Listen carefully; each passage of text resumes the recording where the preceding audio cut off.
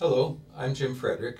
This segment's going to be about India and India's economy and the historical and cultural influences on its economic development. The best place to start thinking about the modern Indian economy is to go back to the period of the British rule, which was called the British Raj, um, and because that set the groundwork for the changes that came after that.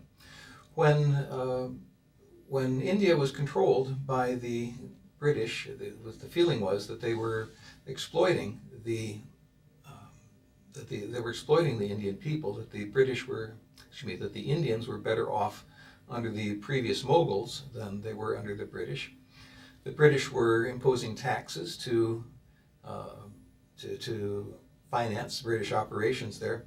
The British also had policies about exports and imports which discouraged the Indian manufacturers of goods. In the British view, uh, Indian, the Indian economy was supposed to produce uh, tea and coffee and jute and sugar cane, which would be sent off, exported out of India into England, for example, and then India would purchase manufactured goods like machinery, textiles, and clothing from England. Uh, and so that would tend to keep the Indian economy rather undeveloped or underdeveloped. So one of the forms of protest that the Indians had against this kind of British policy was to promote and encourage the use of Indian textiles and Indian clothing. And here we see Mohandas Gandhi with his famous spinning wheel. The spinning wheel became a symbol of the resistance to the British Raj, and Gandhi had proposed that the spinning wheel be used on the flag here of the Indian National Congress. Now, the Indian National Congress was an organization, a political party, that was opposed to British rule, to the British Raj. They tended to be leftist and socialist, especially after 1930. Uh, they weren't the only form of resistance. Many of the Indian forces were fighting alongside the British during World War II. But when there was a rebellion against the British, and the Indian forces working with the British mutinied at the in response to the punishment that these other forces were going to receive. There were also mass protests inside of India, and the result was that after World War II, by 1947, the British had felt that they'd had enough, and the British decided then to leave India. So in 1947, we had the partition of India and independence for India. Partition meaning that Bangladesh was also spun off from, Pakistan and Bangladesh, of course, at the time they were the same, were spun off from India, separated. Jawaharlal Nehru was India's first prime minister, also socialist. He was a member of the Indian National Congress. He used this policy of import substitution. Import substitution means imposing tariffs and quotas and such to discourage imports into your country. And so he wanted to discourage the imports of textiles and machinery and to develop those industries within India. He also used his powers to direct resources to coal and steel and electric power, various high capital industries, heavy industry. And in keeping with the socialist philosophy, he subsidized the food consumption and cooking fuel consumption and other goods that the poor consumers in the Indian society would consume. Also, he took land away from the from the old Mughal families that were large landholders and distributed in the form of collective farms for poor Indian peasants to be able to farm. Now, Nehru had used the Soviet model. The Soviets were very fond of 5-year plans, economic plans. Nehru also had several 5-year plans. His approach was to require every business to have a license, and so this came to be called, instead of the British Raj, it's called the License Raj. And these licenses were used to control business behavior. The firms had to have a license that told how much they were allowed to produce. Well, there was not a minimum, well, there was a minimum too, but there was a maximum that they were allowed to produce. Prices were controlled by these licenses. It made it difficult for them to hire workers or lay off workers. If they wanted to expand, they had to get a new license.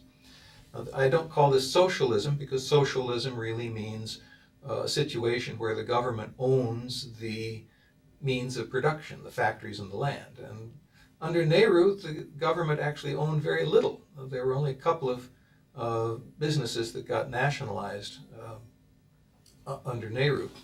But he did heavily regulate businesses, and of course with that heavy regulation comes a big bureaucracy. And when businesses have to go to the bureaucracy anytime they want to expand their output or raise prices, getting a favor like that gives an opportunity for some bureaucrat to request a bribe for corruption. And there's evidence that corruption was and still is a significant problem with the Indian economy. Now this form of business went on for a while. The organization of the economy went on. The government, with its directing resources towards heavy industry, required some money for that. Subsidizing food and cooking fuel also required tax money. And the result was that the government of India was starting to run deficits. Investors were starting to lose confidence in the value of the Indian rupee. And things got to the point where in about the middle of 1991, the Indian Central Bank, the Reserve Bank of India, announced that they only had about 3 weeks worth of foreign exchange currencies for them to use to help keep the value of the Indian rupee up. So they eventually said, we're not going to support the Indian rupee anymore. So in the middle of June 1991, you see this big drop, big decline in the value of the rupee. That's about a 20% decline in the value of the Indian rupee. Now, this financial crisis forced the government of India to go to the International Monetary Fund, the IMF, seeking a loan. And as the IMF usually does, they imposed conditions on the country as a condition for getting the loan. These conditions included that they had to ease up on the kinds of restrictions they imposed, easing up on the licensing of businesses in India. They had to ease up on the restrictions on imports and trade. If the country wants to export goods, they have to allow imports, because imports fund exports and vice versa. Tax reforms were also required as a condition for these loans. The idea was to broaden the tax base, tax more things, so that they could reduce the tax rates. Financial reforms were also required of India. Under Indira Gandhi, Nehru's daughter and successor as prime minister, the Indian government did nationalize several banks, many banks, and insurance companies. So by 1991, the IMF insisted that India liberalize to some extent its financial sector. Now, these kinds of things have been called the Washington Consensus, which was a policy, a group of policies that the several institutions in Washington, D.C., like the International Monetary Fund and the World Bank, were pushing as ways for countries to help improve their economies. So as a result of the conditions and the relative liberalization of the Indian economy, we see what happened to the Indian growth rate. The graph here shows the growth rate of the Indian GDP, gross domestic product, which measures income in the country. And we see that prior to the crisis in 1991, you can see the blue line on the graph. Vertical line here represents June of 1991. Prior to that, the average growth rate was about 4%, indicated by the red line. After that, the average growth rate for the Indian economy increased to about 6.5%. So the reforms did have an impact. They did help the Indian economy to grow. And if you notice, it stabilized the Indian economy. We don't see quite so many of the wide swings of the growth rate. There, in the earlier period, there were a few years you see where the growth rate was actually negative, meaning the economy was in a recession. In terms of India today, we see that the 60% of India's labor is in agriculture, but India's agriculture only produces 17% of its total output, total GDP. The services sector incorporates slightly over a quarter of the labor force and produces slightly over half of the economy's GDP. Similarly, industry produces 12% of the takes 12% of the labor force, produces 29% of their GDP. So India would love to move some of its labor out of agriculture and into the industrial sector. Now, in terms of industry in India, we have the Indians have textiles, chemicals, food processing. The information technology is a very fast-growing area for India, and steel production. The picture shows the Tata Steel Corporation, and the Tata Corporation is a big Indian conglomerate. In terms of the performance of the Indian economy, their real GDP is growing at 3.8%. These are figures for the 2013, most of these, so down a little from what the long-term trend had been, 6.5. Compare that though to the United States, where we've got a 1.6%. The GDP per capita, income per capita in India is about $4,000 per person, whereas in the United States it's about $53,000. The poverty rate in India, about 30% compared to the US, where the poverty rate's about half of that. The inflation rate in India, still quite high, 9.6% compared to 1.5% in the United States for last year. Central bank discount rates, of course, interest rates generally should be higher than the rate of inflation. The discount rate is below. That's the interest rate that central banks charge commercial banks. But the commercial banks are charging a prime rate in India of 10.6%, so that is above the rate of inflation. India's major export partners, most of their goods they sell go to the United Arab Emirates, to the United States. We're a big consumer of goods from around the world. China, interestingly, of course, China is very close to India, so that makes sense. In terms of the goods that India imports, a lot of it comes from China. A lot of it comes from UAE, the United Arab Emirates, and Saudi Arabia. That would include the petroleum energy that they import from those Arab countries.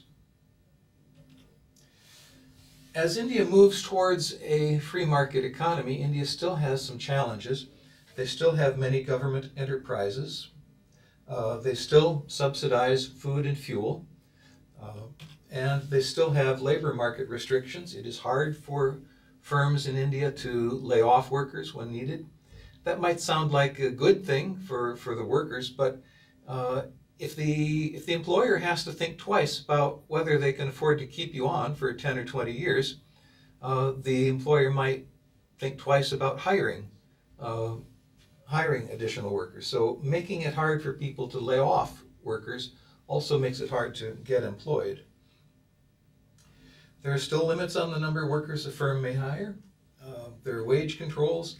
The caste system, interestingly, still has an effect. I mean, the caste system is illegal.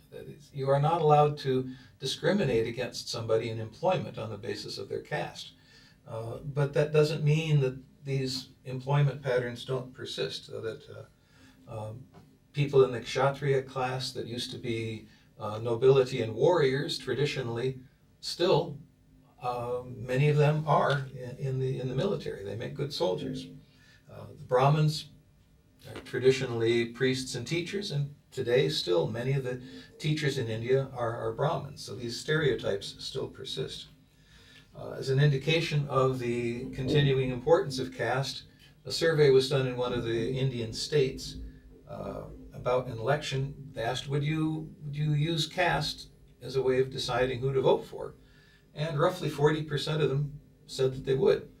And interestingly, it didn't seem to have much to do with education. If anything, the more educated, the bars on the right of this graph, the more educated voters were more likely to use caste as a way to decide who to vote for.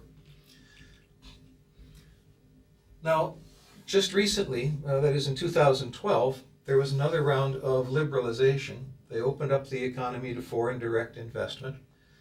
More open, it's not still all that open. They allowed multi-brand retailers, meaning Walmart and the British company Tesco, to come in. So far, neither of them has done it, but looks like Tesco is going to beat Walmart into India. And they agreed to partially sell off some of their government-sponsored enterprises. 4 of the government-sponsored enterprises are going to be opened up for foreign investment. But we have, that is, the Indians have elections coming up in a couple of months, in the spring of 2014 here. So we'll just have to see which way India goes. Will they vote for continued policies of liberal market policies, or will they go back toward the policies of Jawaharlal Nehru?